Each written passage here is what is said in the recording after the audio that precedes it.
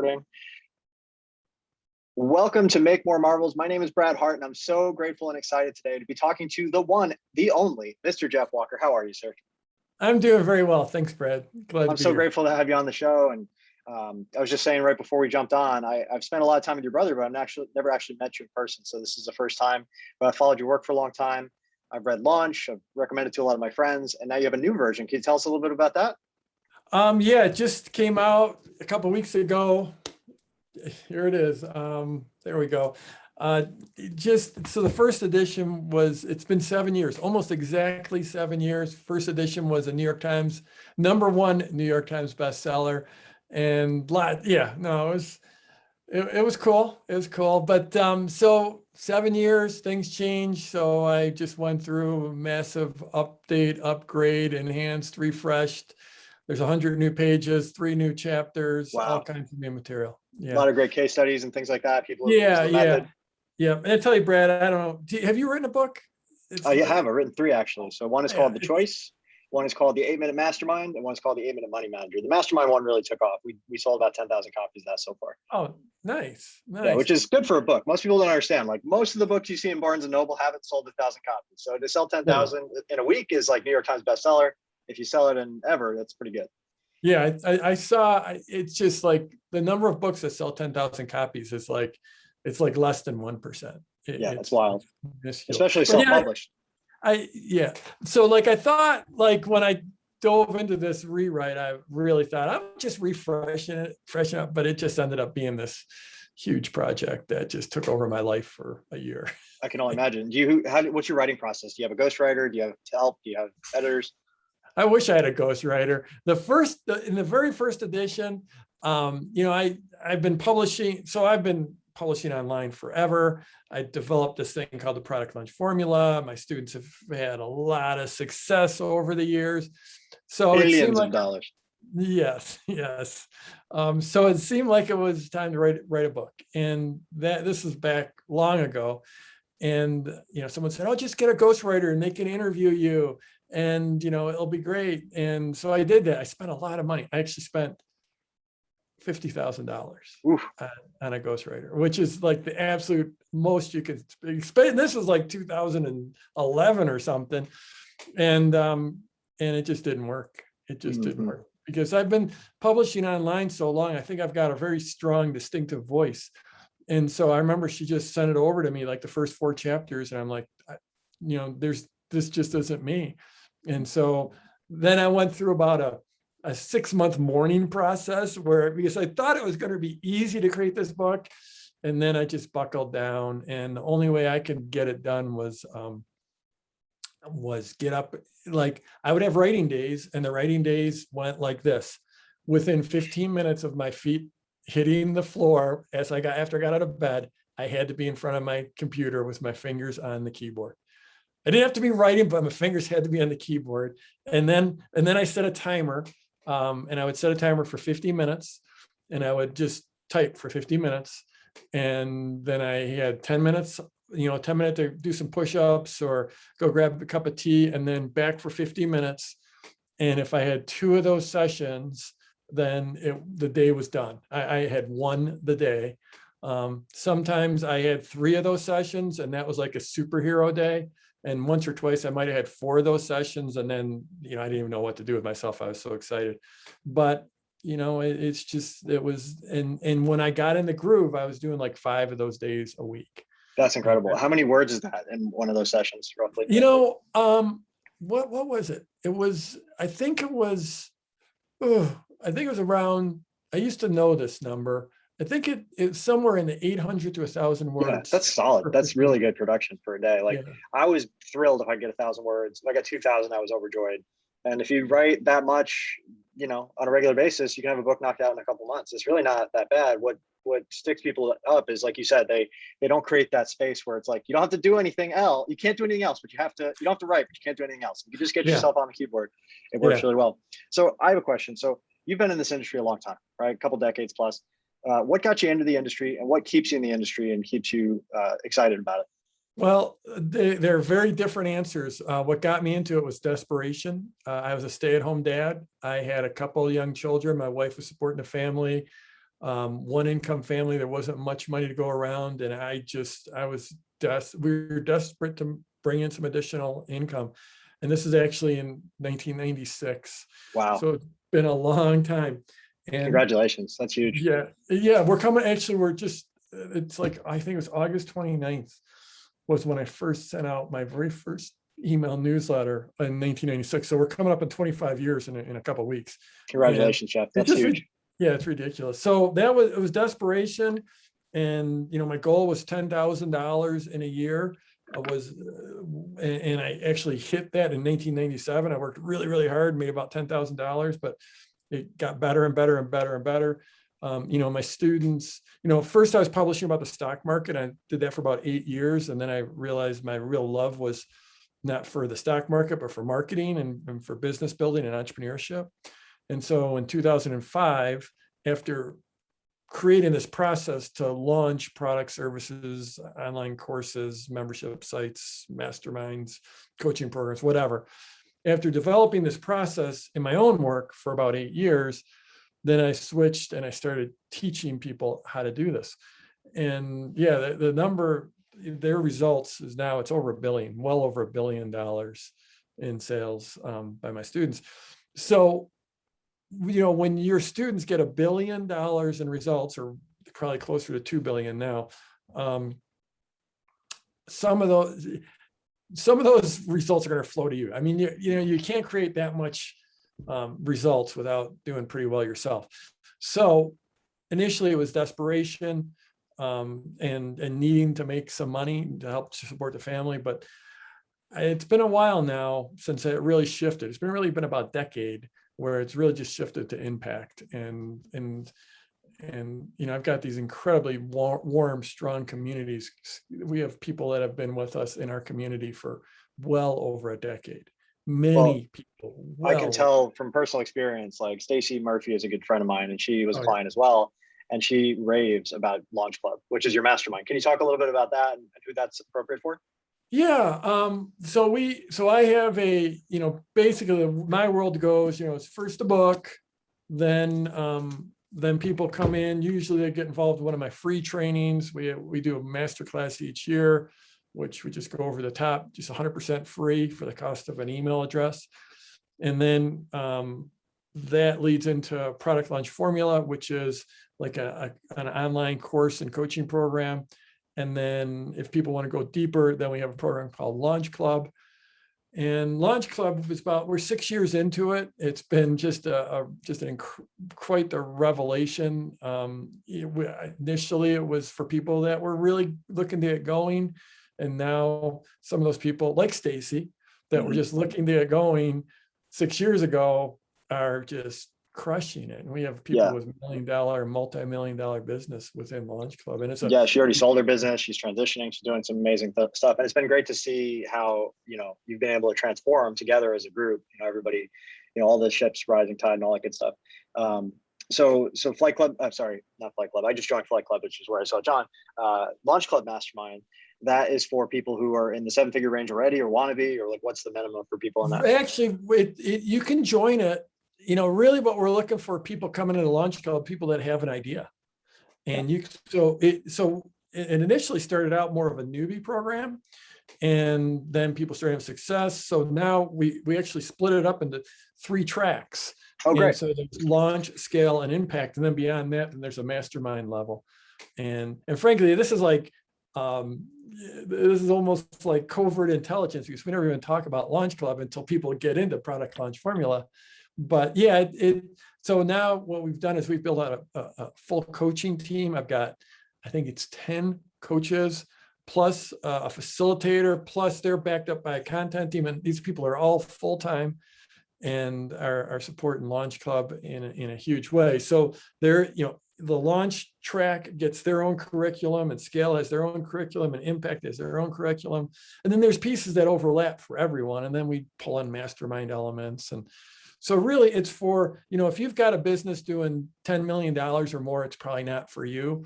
But if you want to get started and you've got an idea, then we have people coming in that they're just starting out. But then we also have people coming in with $100,000 businesses and even $1 million businesses that are crushing it. And we have people that came in with just an idea. This isn't an income claim or anything like that, and it's truly exceptional. But I'm thinking of one person who came in who just had been a professional musician his entire life, a very successful, touring, successful musician.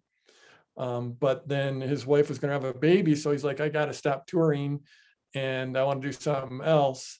And so he came in, not even with an idea, but his skill set was being a musician, and joined us probably, I don't know, it's probably 4 years ago now, maybe 5 years ago now, but his business is over $1 million right now. Oh, wow. That's Yeah, beautiful. just ridiculous. Well, and that's why I ask. I mean, I jump right into masterminds. That's what we do. We teach people how to build masterminds. I wrote the book on it. So I love that format. I feel like, courses are kind of hit or miss. A lot of people don't consume courses, or they do and they don't implement.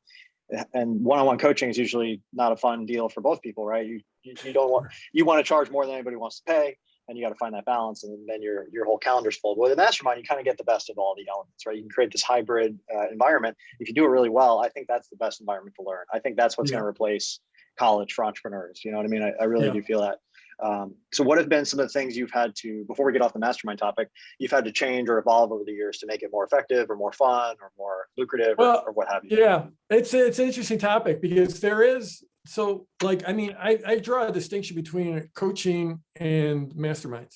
And within Launch Club was conceived as a coaching program, not as a course, but an interactive, ongoing program where you're getting ongoing coaching.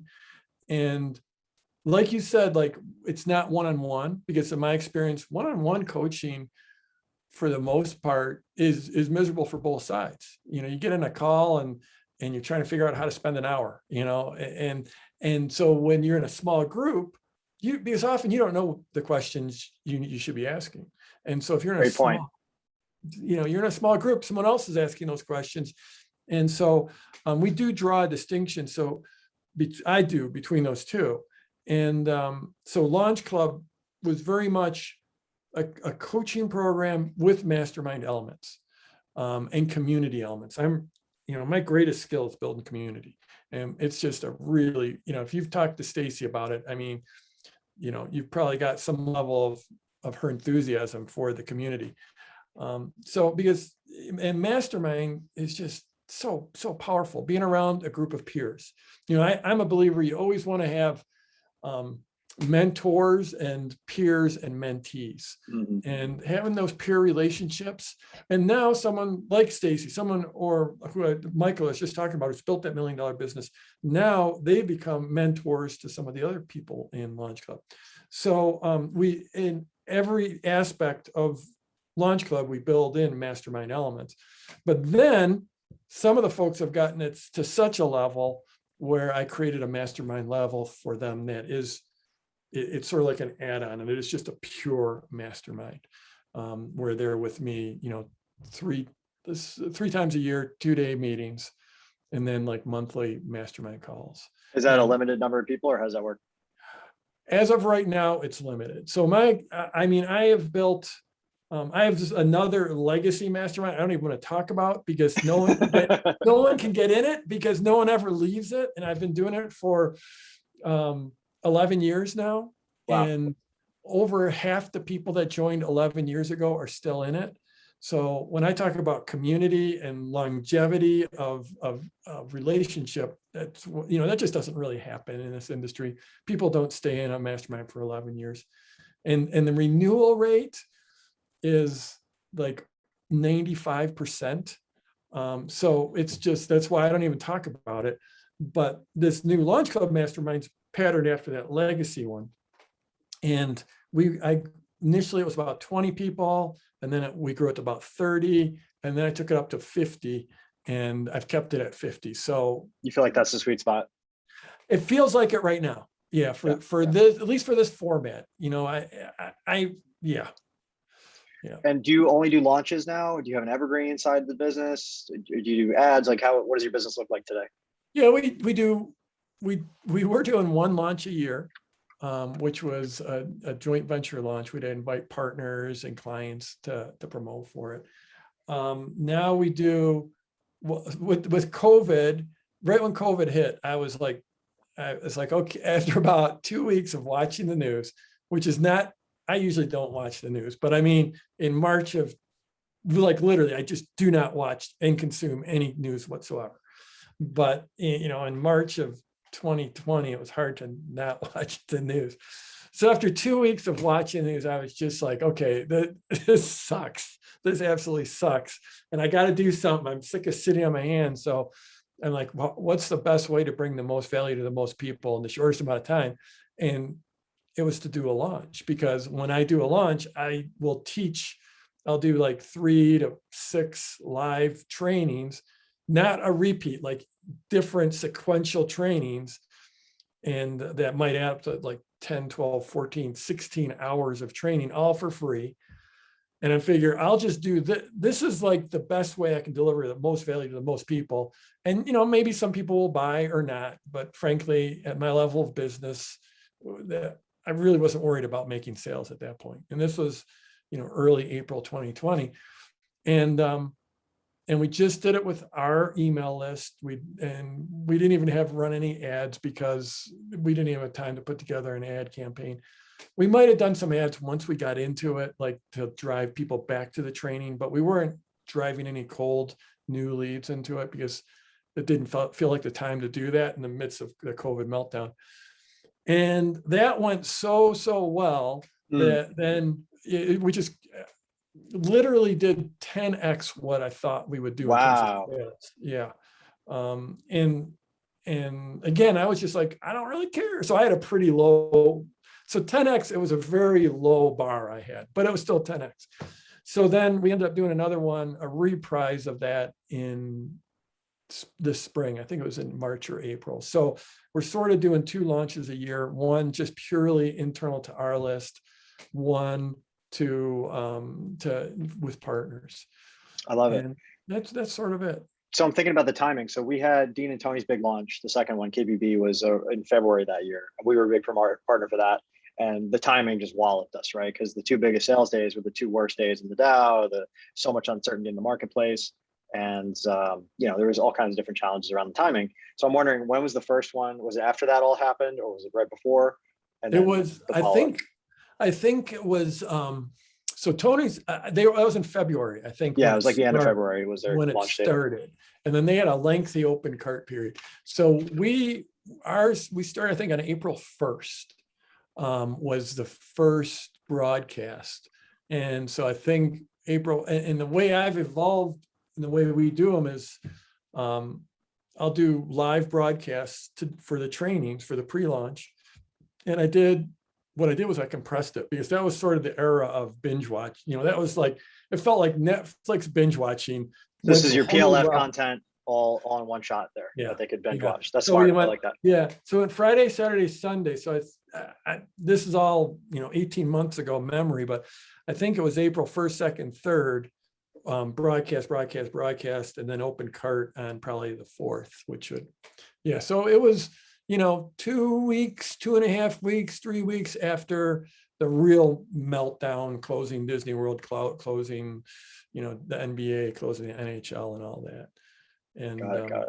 Just crushed. And interesting, I mean, one of the things, so the evolution of launches, I mean, they've evolved radically over the years. My first launches in 1986 were via email, because that's all you had.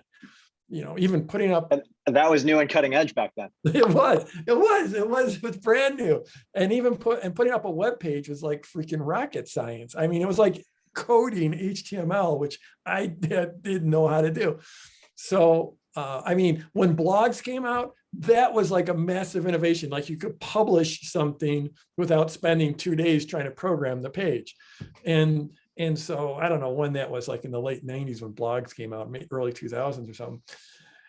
In any case, you can still do launches via email. You can still do them there's many tools to use, but personally, what I've done and what I coach some of my students to do, not all of them, is to do them live.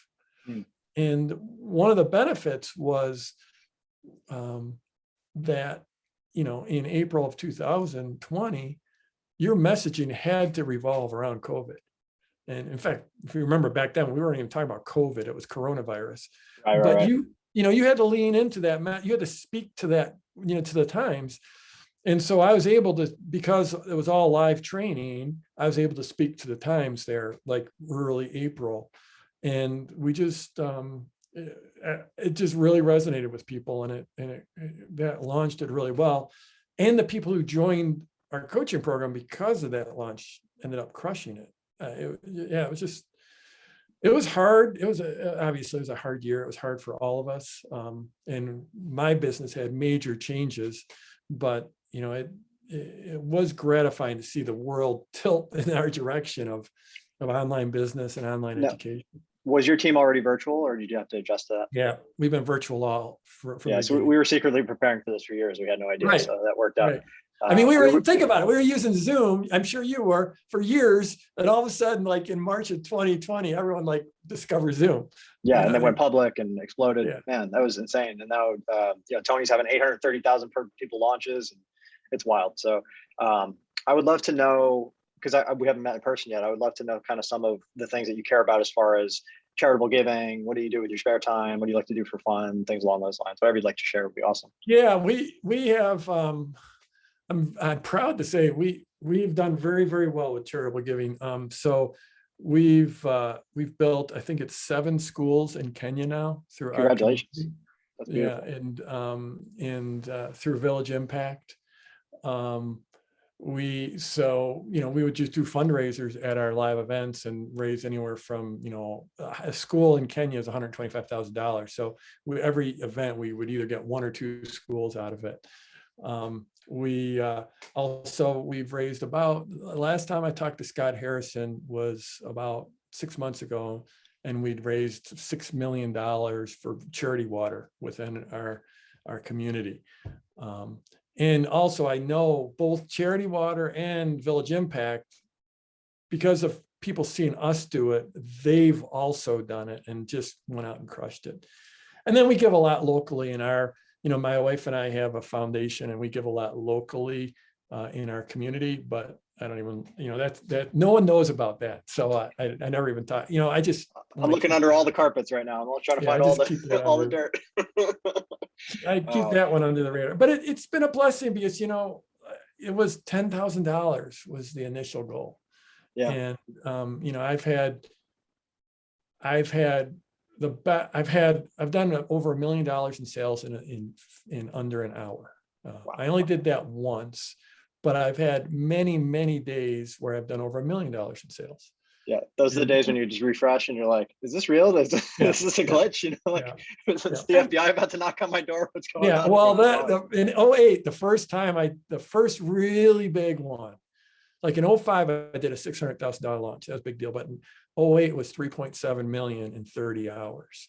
Wow. And that one, I really was worried that like someone was going to come knock on the door and say, "Give us the money back." And of course, you've got partners, we're paying out commissions, and I've got a great big team. Our team's now grown up to 40 people. So, wow. Obviously I'm not keeping all of that by any stretch of the imagination. And you've got refunds, and not everyone makes all their payments, but still, if you make $1 million in sales in a day, you do okay. Right, you can live on that. You can't live on it. It's a good start, right? That's what they like to say. Right, exactly. So yeah, it's been amazing to be able to give and to make such a big impact in that way, and it's become one of the big focuses for my life. I feel like that's what it's all about. I learned from a mentor of mine named Deb Meltzer, who some people might know. He's worked with some of the most incredible people in sports and entertainment and all these different things. He always says, have a lot of fun, help a lot of people, and make a lot of money. Right. In that order, thereabouts. I kind of switch it around based on my values. It's like, I want to help as many people as I can. If you do that, all your needs will be taken care of and more. Like you said, you just started out in a new industry where nobody was going in that direction. It happened to hit really big. You hit your goals, and then you helped other people too. You didn't stop at just you, because you meet so many people that they find their niche and then they stop there. Right. And the beauty of what you're doing is you're taking all other people along on the ride. And however people feel about that, I think that's what life is all about personally. Yeah. That's what lights you up the most. Brad, I think money is such a funny thing, and it can be so incremental, especially like if you're in a job and you're getting 4% more this year than the year before, or even in business can be incremental. and then you can incrementally grow your standard of living. And my experience of business has been, in my business, is like you're sort of at a level, and then something will change. Usually it's you come up with a new offer or new marketing, and all of a sudden you explode to it. For me, it was like that 10,000, and then 70,000, and then 100,000, and then 200. And so like from 100 to 200, it's like massive. And then it was like 600,000, then it was 1 million, and then it was 4 million. I jumped like literally from 1 to 4. And because of those jumps, it's almost like hitting the lottery in a way. Like when we did 3.7 million in 30 hours, the business before that was running at about 1 million a year. And all of a sudden in a day and a half, it's almost $4 million. And when that happened to me, I was like, oh my God, what I have literally hit every goal I thought of. I had no more goals. And so I went through a real process, or first of all, it was like feeling lost, like, what next? And I know some people are watching this or listening, and they're in the same place where you have a big event, a big revenue event like that, or maybe you sell your company, and it can be a lonely and disorienting and a lost feeling of like, I've hit all my goals. I've got a long time to live. What happens now? And that hit me when we did that, launch it at almost $4 million. That was the one where we did 53 minutes, $1 million. And so I went through a big searching process. And this wasn't like a couple days or a couple weeks. I mean, I went to a Tony Robbins event, the first one I ever went to. I went to Life Book. I went on meditation retreat. I went on yoga retreat. I did a ton of journaling. And it took me a while. And then I'm like, you know what? My goal is, it sounds grandiose, and it's sort of an inner joke for me, but the shorthand is I'm all about the future of all humanity, because I think entrepreneurs are the ones that are moving the ball forward. And especially entrepreneurs in like the wisdom space, the information space, the training space, where, like you said, this is the future of education. And so it's like, yeah, it just help as many people get their ideas and get their wisdom and knowledge and training out into the world as possible. Yeah, that's an interesting question, because you talk about like hitting the pinnacle of success, or at least what your definition of success was monetarily. And now maybe you don't have the fulfillment, or you've been fulfilled and you don't know what's next. So what would that process look like for you? Did you reach out to mentors? Did you find groups you could join? Like, how did you work through that? Yeah, it was, I mean, it was going and getting training, or, I was going to Tony's event. And that was his UPW event, is like his intro event. Success without fulfillment is the ultimate failure. That's what he says. Yeah, no, that was powerful. Life Book is a really strong program. That's a really powerful program. I did, yoga retreats, meditation retreats. I did a lot of journaling, a lot of meditation, spent a lot of time out in the wilderness. And at the end of it, it was just like really simple. I mean, it took me months. It took me months. And I talked to a lot of friends, talked to my masterminds, and like the ones where I was a participant in. And at the end of the day, it's like, well, I'm already on the path, because my path was helping people launch their businesses and programs and services and courses. I'm on the path. But now I'm just doing it for impact. I'm not doing it for money. And, the money still comes in. I mean, sure. Business is bigger than it's ever been. And it's 3 times bigger. Yeah, 3 times bigger than it was back then. But it's really driven by the impact. Wonderful. Okay. So if I was just starting out, let's say I have, not the very, very beginning, like I don't have imposter syndrome. Maybe I've got my offer figured out. I'm clear on my niche. What are some of the next steps as far as planning for a big launch? Like, what would you recommend now, given what you've gone through the last few decades here? Yeah, well, first of all, I don't think people tend to outgrow the imposter syndrome. I think that one just new level, new devil, right? Exactly. I think people hold on to that one for a good long time. I know I did.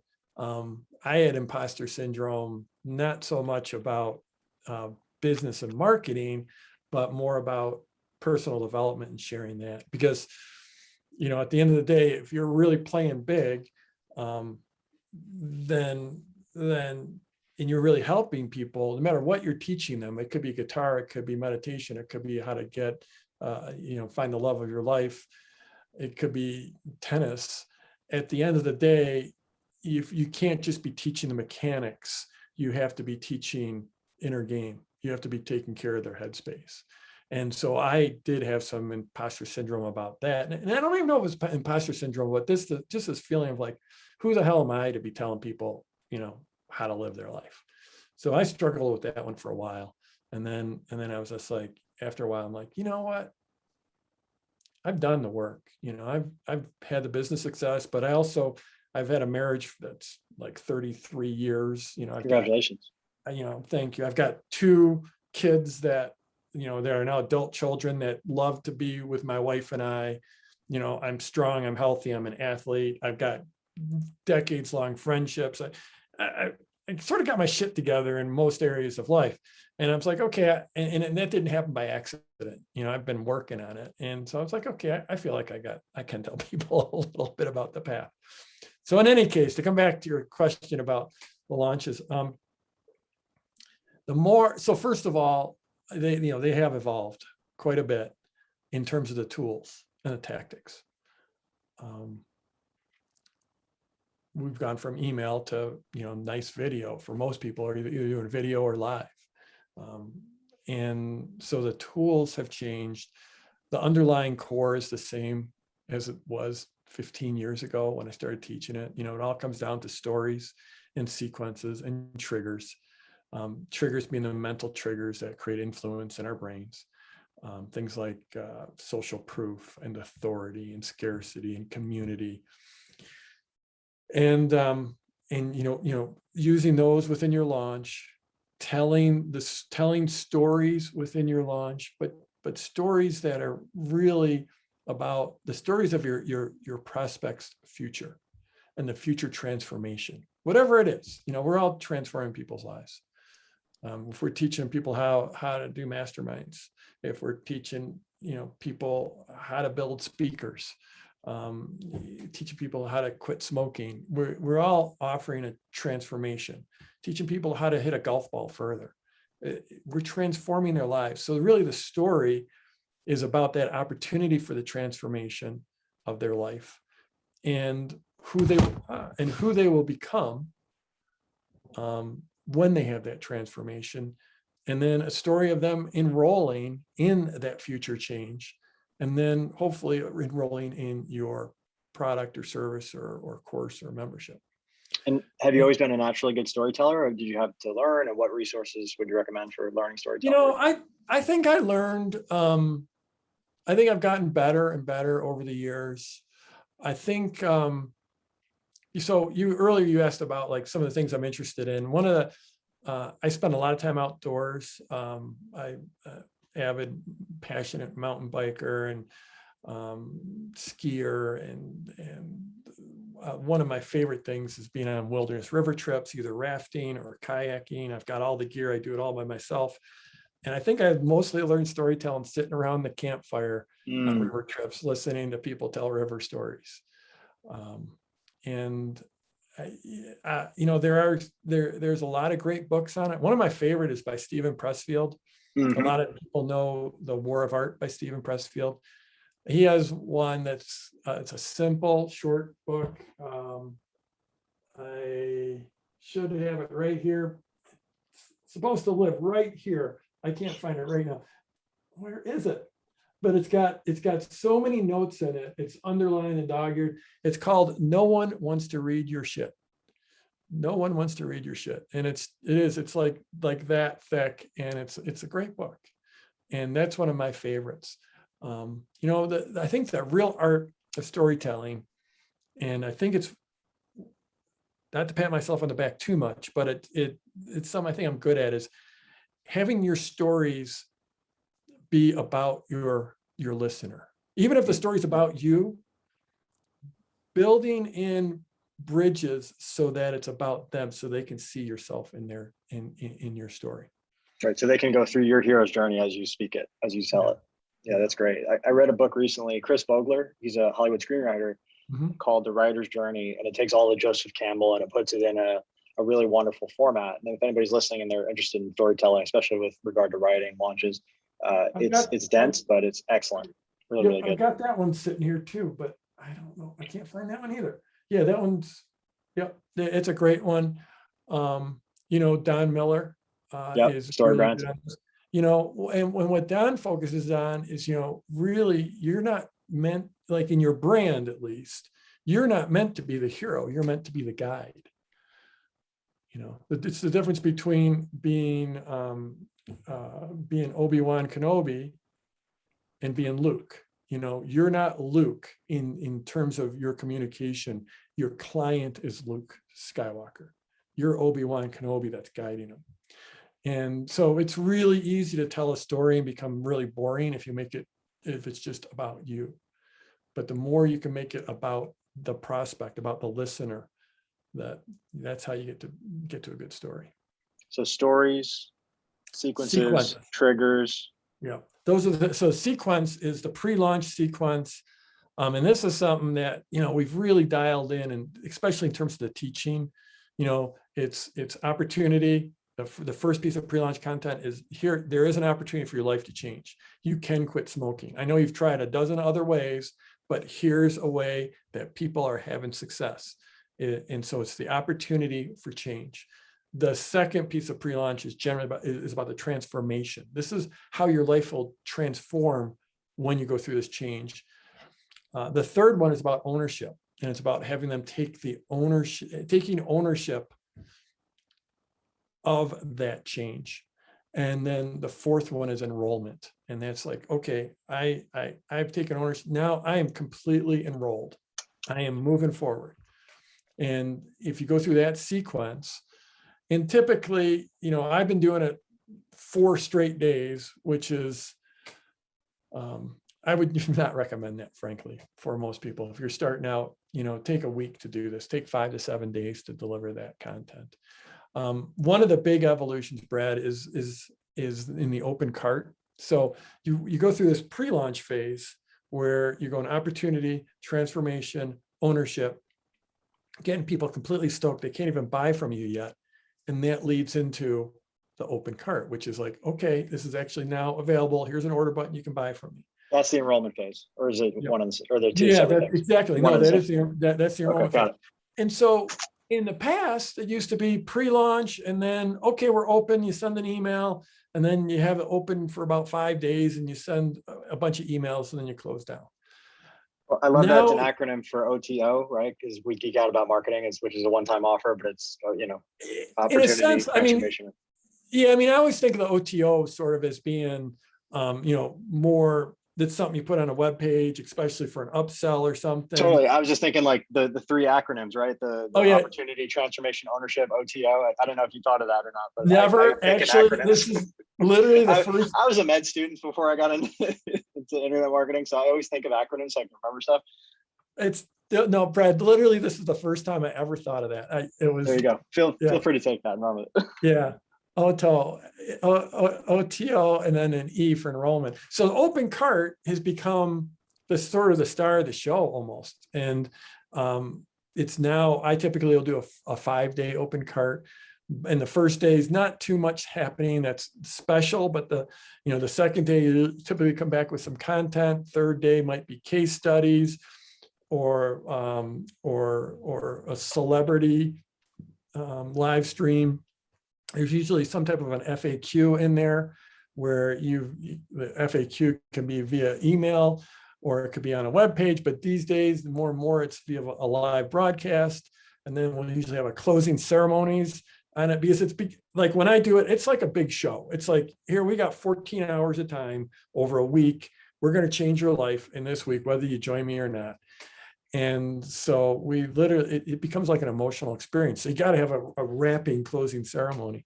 So it used to be the pre-launch was like all the excitement, but now almost like the open cart, the enrollment phase has become as much the star of the show as the pre-launch. So but those are the sequences: is the pre-launch sequence, and the open cart sequence. And there's also a pre sequence and a post-launch sequence. So there's really 4 sequences. I see this becoming bigger and bigger. I don't think we're even close to tapping out what's possible. You think about television, you think about the Super Bowl, you think about how big this can get, and being able to stream it to millions of people across the world. I could just picture you doing, like a launch network where you have different channels, or even like something like that where, people could be doing hundreds of millions of dollars in business in a single launch, or billions eventually, because the world's getting to that place where there's really no guardrails, there's no gatekeepers, there's no rules except for the limits of your imagination. And we're starting to get to a place where we can reach more and more people. More and more people are coming online, more and more people have access, more and more people are talking. I really think we haven't even seen anything yet. I think it's going to keep going. I agree. When I came out with Product Launch Formula in 2005, that was October of 2005. And I think in January 2006, someone came out with a white paper that's talked about the death of launches. And I was like, I don't think we're done quite yet in 2000. Not even close. The analogy I like to use is, so when I was a kid, before my time, but not that much before my time, I read about, so Joe Namath was the most famous quarterback in the NFL of his day. And I remember reading that he signed a contract to make $100,000 a year. And when he did that, there was like an uproar because people thought it was ridiculous that an athlete make $100,000 in a year. Now they make it in a day. Yeah. Then when I went to college, I went to Michigan State, and I went there just after Magic Johnson left Michigan State. And he signed a contract with the Lakers to make $20 million over a course of 20 years. He signed a 20-year contract for $20 million. And it was like the biggest people's brains melted. So that was a span of about 15 years when you went from 100,000 to 20 million. I don't even know what athletes are making now, but I do know there's like baseball players you've never heard of that like are in the tens of millions per year. And I think it's the same way. My first launch, is even the $4 million launch, which seemed I'll never equal that again.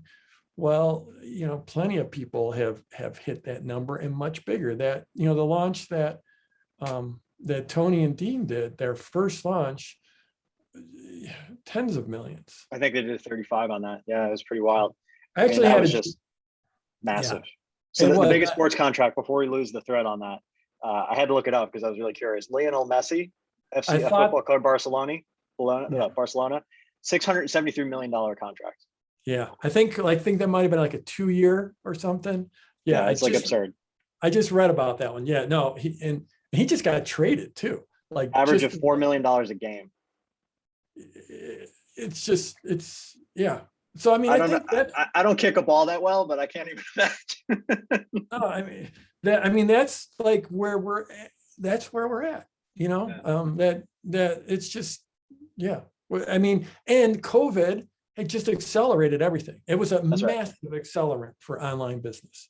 Okay, here's a great question for you. What do you think are the holes still, like in software or opportunities that you're like, if I had the know-how or the desire and I built that would be a really great idea. What have you seen that you really still think is needed? I wish, I've got the resources where if I saw a hole like in software, I could build it. I could, but I don't see the holes. I see them after other people fill them. Frankly, it's just not one of my skills to look and see the big holes. I think, and if you look at what I've done, it's sort of evident my skill is being incremental and just sticking to mastery. Like I was just asked this question, where are we going to be in 2 years? What's going to be happening in 2 years? Well, I bet you email lists are still going to be super, super powerful. I think online courses and membership sites are going to be bigger than they've ever been.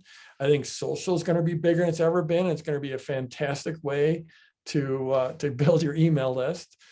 I think the advertising world, online advertising is going to become face more and more challenges, but still will be there and still be Like that's something we didn't have in the early days. There's no way to advertise. So I think this business, this online business, especially online education, training, coaching, information, masterminds, we're just starting. We're just starting. It's ridiculous to say this, but we're just starting. I mean, there's so many people. I don't know what the numbers are, but can you even imagine like the number of people that took their first online course in the last 18 months? Yeah, it's a lot. My mom got on Zoom and started taking courses at the library for the first time in the last 12 months because she had to, she couldn't do anything else. I was like, that's great. Right. And my wife recently, her sister asked her to be an officiant in her wedding. And so my wife, being the person who she is, she's like, okay, I'll do it. I love to do it. I'm going to do it well. So she went and took an online course on how to be an officiant for a wedding.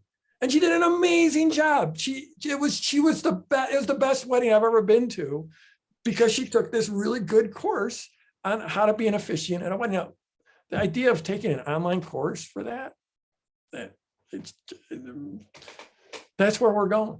Where we're anything you want to learn. It makes so much sense. And when you think about university of billions of dollars in endowments and the money's just sitting there, not helping anybody. They're charging $70, $80, $100,000 a year. You're coming out with $2,000, $3,000, $4,000, $500,000 and $500,000 in debt for jobs that aren't there, that are going to be replaced. Even top level jobs, lawyers, doctors, there's nothing, nobody's safe, right? There's no safe job anymore. You have to be able to pivot. You have to be able to learn. You have to continue to look at learning as not just, okay, I'm going to cram it into the first part of my life and hope for the best. Now it's just the thing that we have to do. So on that track, like, how do you stay sharp? How do you keep learning? What are your tactics and tools? And how do you force yourself to keep, moving in that direction to master? I think, what keeps me sharp is my students. So like, that's when I started my first mastermind. And when I started Launch Club, it was like, okay, I have these people that have gone through my course, but they need to be served at a higher level. That was one reason. But the super selfish reason was that I need that to be like my content factory and my idea factory and my training factory. So really it's so much my higher level groups are the people that either bring me learnings and lessons and trainings, or they force me to make greater and finer distinctions. I love that. Training. Yeah, it's like a little experiment. You got a little lab, that you get to test all these different ideas out on. Yeah. It's cool. All right. So I don't want to keep you too much longer. We're coming up on the hour. What do you recommend? Well, definitely tell us about your book and where everybody can find it, one. And what would be your parting words for the folks over at Make More Marbles, all the entrepreneurs out there listening that have been looking up to you and reading your books, and what would you recommend? Well, so first of all, the book is called Launch. It's available wherever books are sold, I'm sure. Amazon's got it. They've got a Kindle version. They have the Audible version I actually read for in the first great book. Yeah. Have you That's ever done another that? whole thing we could talk about. Yeah, I've done that twice too. Oh my goodness. Oh my goodness. I have a new level of respect for people who do voice acting. Oh, so Brad, just a quick anecdote. I remember the first version of the book. They had someone else read for it, and I was a little irritated because I wanted to read for it, but my publisher just went and got someone else to read for it. And then I remember seeing this agreement come through, and the person who read for it got a royalty. And I was like a little torqued off. I'm like, it's my book. I spent years writing this thing. Why is this other person getting a royalty for reading my book? And then I read for this version, and I'm like, oh, I get it. That dude. Yeah. I'm going to send that guy a nice Christmas card. Dude earned every penny he got. It's quite the process to read a book. But I'm happy to say my daughter right now is listening to the Audible version, and she's like, I'm not like an audiobook person. I like podcasts a lot, but not an audiobook person.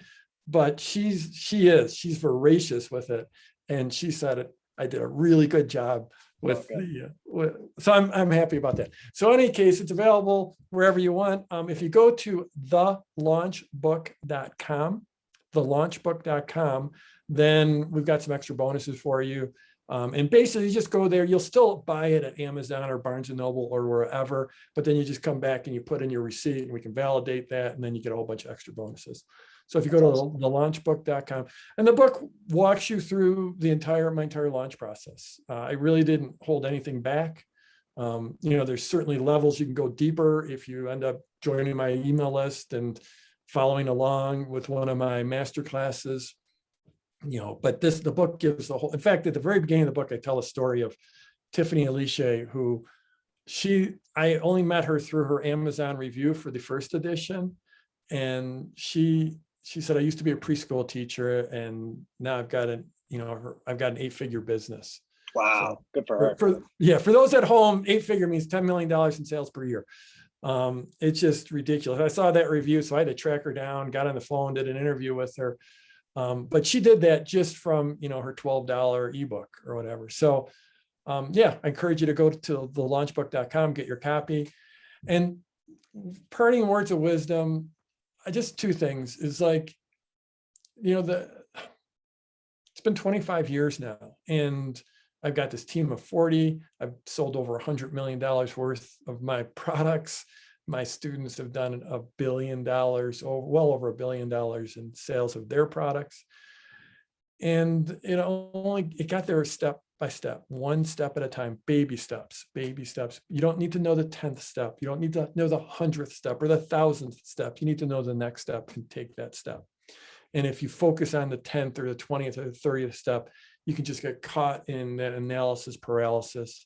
So baby steps. And then the other one is that no matter what you want to learn, whatever you want to master, whatever you want to get good at, whatever you want to increase your skills at, someone else has spent the better part of their life studying that thing. And many of those people are willing to share their wisdom with you, whether it's through an online course or a podcast or a seminar or a workshop or a book. And so to me, that's the ultimate shortcut to success, is find the person who has done those 10,000 hours or those 20,000 or 30,000 hours and learn from them. 100%. Great advice. And I love finding people that aren't even teaching it yet. And then you can make the best deal in the world because they're like, oh my God, we're going to get paid to teach this. They're so excited about it. Totally. Yeah. Jeff, thank you so much for all that you do, for being an inspiration to so many. The book is at thelaunchbook.com. Go check it out, get the extra bonuses. So grateful that you're putting out a second version. I'm going to check out the Audible book. I'm about to have it on a plane, actually, so I'll probably just grab it on the way to the airport. And thank you so much for being on the Make More Marble show. Bye, everybody. Have a beautiful rest of your day. I'll talk to you soon. Thanks.